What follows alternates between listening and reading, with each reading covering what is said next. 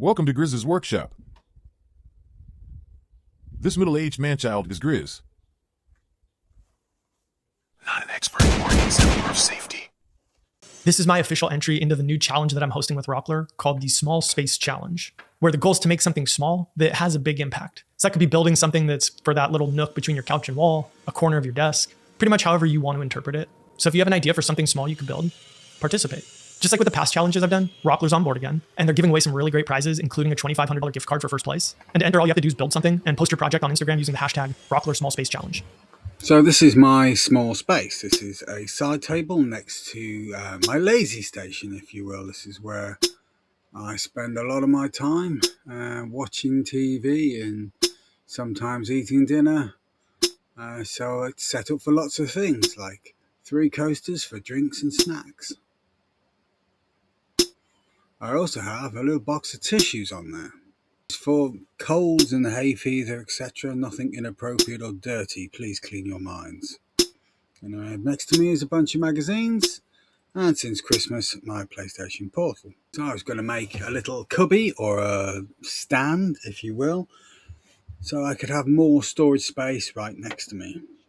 Let me show in the wood I have. What I have here is a bit of beech, some oak, and a little bit of thin plywood, which I'll be using to form a shelf and for the back for the cubby stroke stand.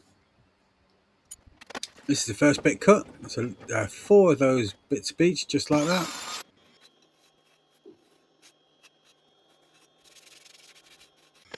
And this is my big bit of oak, which you make at the top. See, I've cut some shoulders, rebates, etc. on there. And so that's the top. Here's me setting it up just for a dry fit, just to check I've got the right distance for the sides and the top. And now I need to glue the sides together, so there one bit. That's, as I said, a bit of beech, 2 bits of beech and a little bit of oak to make up the middle.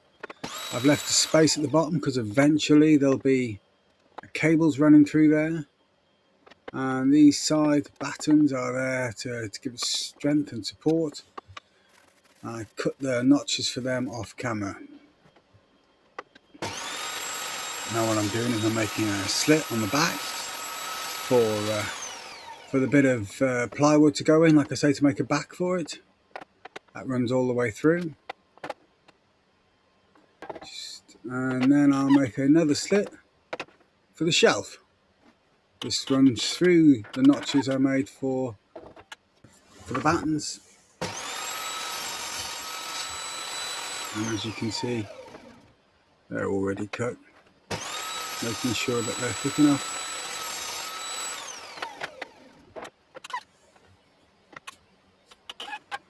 And then I put 1 in the top for that backboard. So you just dry fitting as I go along to make sure it fits fine. I had considered doing a dovetail, but I haven't done one before. And it tends to be over fancy for what I do. So this is the glue up of everything. What you didn't see me do was put a slit in those battens to help support that shelf. I didn't think one at each end was enough. This is a stressful time for anyone gluing up a project. You always like to have a bit of a dry fitting first. As you can see, the dry fitting went perfectly, and this took a little more effort. I haven't glued the shelf or the back. They're supposed to float in there, but I did glue the bottom of the back just so there wasn't a gap. But it didn't work in the end ultimately, but that was fine. And as I glued up, everything looked fine apart from I noticed a gap where there shouldn't be a gap. So then I undid it all. As you can see, the battens are oversized here. I'll be cutting them to length afterwards. And again, I didn't record it. When I cut them to length, I left them slightly over so I could do a chamfer on the edges so they'd resemble a bit more, as you can see here, of what the old square dowels used to do. It's just me giving a quick sand and clean up fill in the gap with any gaps I find with sawdust.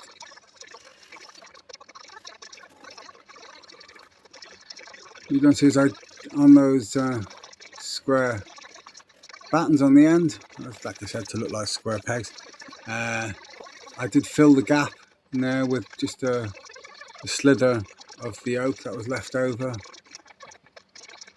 and you can't really tell that there was slots in them, to be honest with you. The end grain's hiding that very well. So we put some felt in there. I was going to go red, and changed my mind and did orange.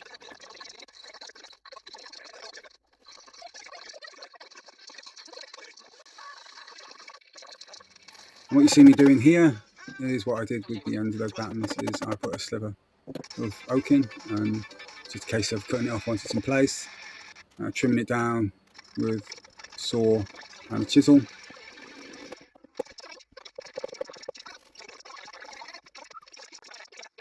Doing the last one here. You can take a bit of time just to get the fit right. You want it to be tight enough to fire in.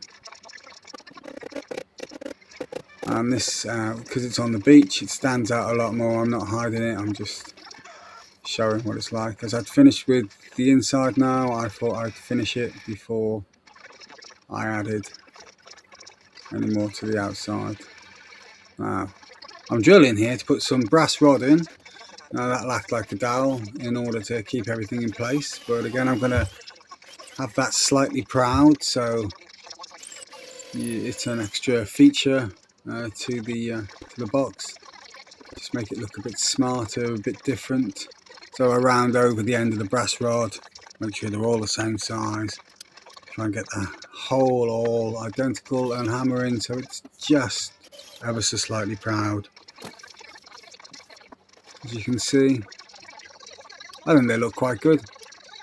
They elevate it slightly from just a plain box. I'm just sanding the top of the box there, just so it's flush with all of it. Needs to be putting some wood glue on there. That's just so the dust fills any gaps again. You must be putting the feet on earlier, which you did as well, so it's just to stand up as well. It's easier to have it level when you've got feet on, as opposed to just using the wood. Even if you've got a level bottom to it, any surface you're on could be slightly wobbly and that could throw it out as well, so feet are definitely the way to go. See the brass features on the top, the brass rod, I've hammered them in, but they're all flat, so it's not getting in the way with anything you place on top. And the finish I'm using here is tung oil mixed with a bit of Liberon finishing oil.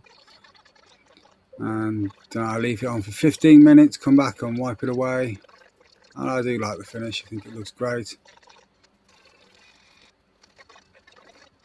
Just using that little cotton wheel there just to polish up all the brass rods on here, make them look a bit shinier.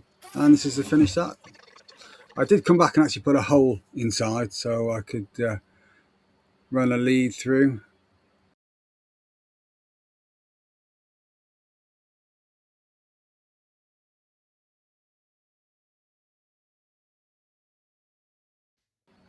So here it is in situ. I've got myself a little dock for my PlayStation Portal to sit on top. Like I say, the lead goes on the inside and then comes from the inside out through that little gap in the sides. This back here I wanted to get a bit smarter on there, but in the end I changed my mind just to leave it plain because I didn't know what to do with it. Plus it'll be covered by drinks as planned. So let me know what you think of my little stand stroke cubby.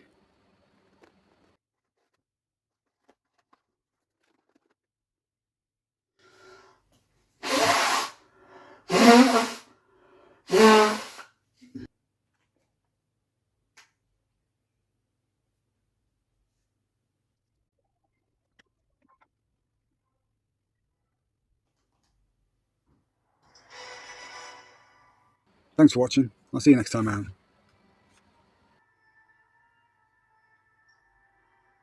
See you next time on Grizz's Workshop.